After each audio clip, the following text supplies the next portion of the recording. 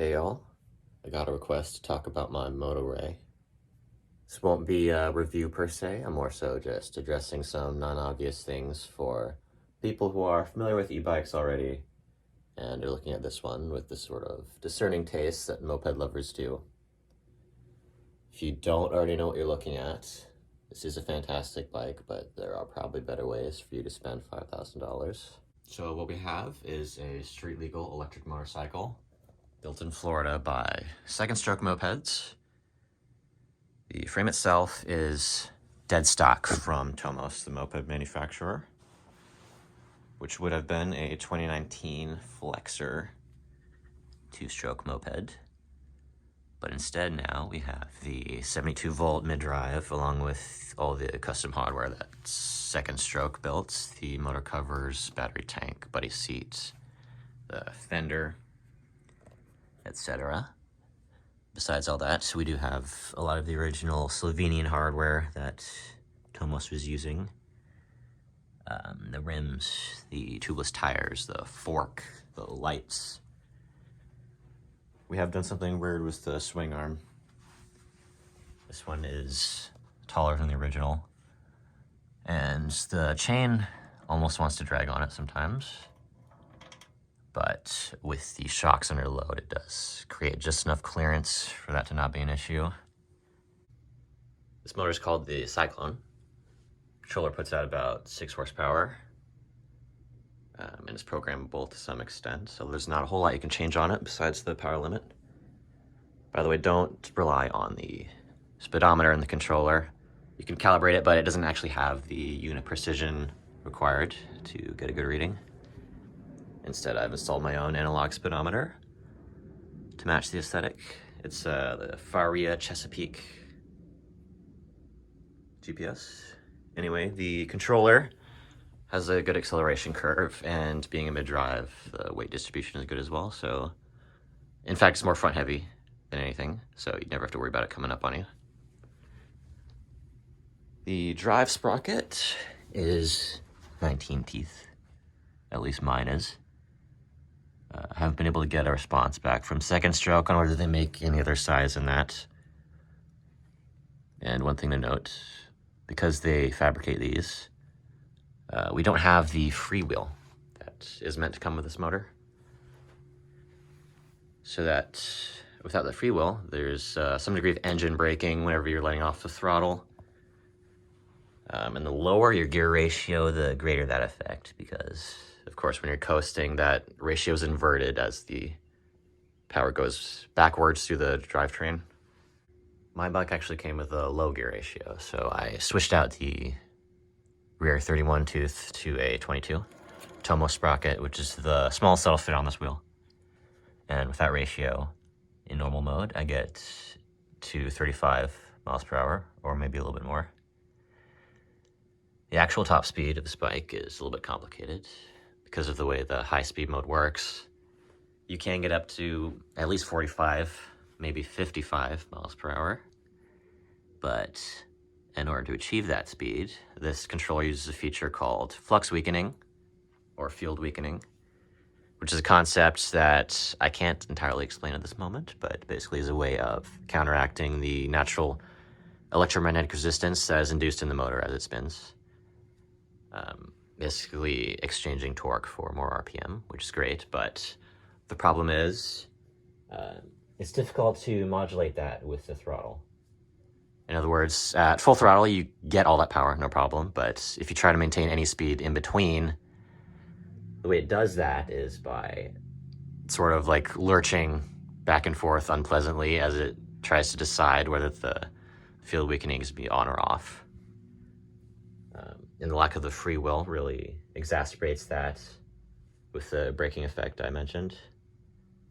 So it works great as a momentary boost, but not great for cruising all the time. It's one of my probably biggest disappointments about this bike, performance-wise. These penny racks are an aftermarket Tomos part that I imported from some European shop. It's made for early Flexers that had a mounting point here. Instead, I've just used these mending braces bolted to the fender. that I've bent down at a 90-degree angle. And, you know, that's sturdy enough, holds a few pounds. That's where I keep my security chain. And if I need to carry a passenger, these just sort of slide back and I get enough space to use the foot pegs. I have ridden 2-up on it, and it works well with the progressive shocks, and the rack works as a passenger handle as well. Keep all my paperwork in this rear compartment here. You get to it just by unthreading the reflector. Paperwork and an air tag and an emergency wrench. It's about all you could fit in there. All the wiring's under here. Most of the wiring. The 12-volt circuit is inside this right-hand motor cover. You can sort of see it. And there's also a junction in the headlight. So it's pretty accessible if you're adding accessories. One thing to note is that the ignition switch does turn off the entire 12-volt circuit. So you need to add a second one if you need constant power for something like an anti-theft tracker or alarm or GPS keep alive, which I need for my speedometer or something like that. The top battery cover is definitely a weak point in the design of this bike. It's just a thin thermoplastic, not fastened in any way other than just the friction from these from the rubber trim here. You can see I tied up the handles so they don't rattle around so much. They still do, but you know, see if I can demonstrate putting this back on. It's not convenient at all.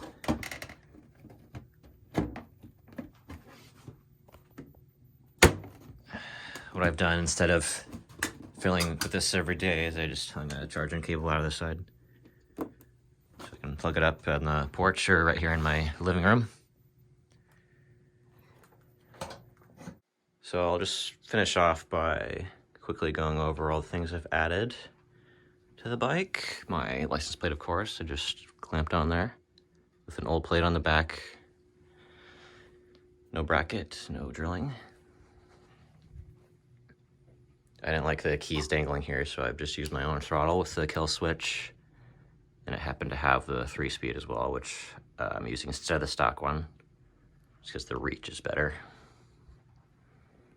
I had Second Stroke do the turn signals for me with the classic mechanical flasher. They're incandescent, unlike the headlight and the taillight. Headlight, by the way, does not illuminate the road at all. Not even with the high beam. Just the bare minimum. Looks great though. Taillight is from a dirt bike originally. Yeah, it's good enough. 8 LED.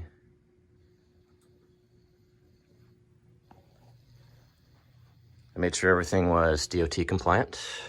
FMVSS compliant with the Tomos style reflectors, the red side reflectors, just magnets, registration light, put on with zip ties, everything like that.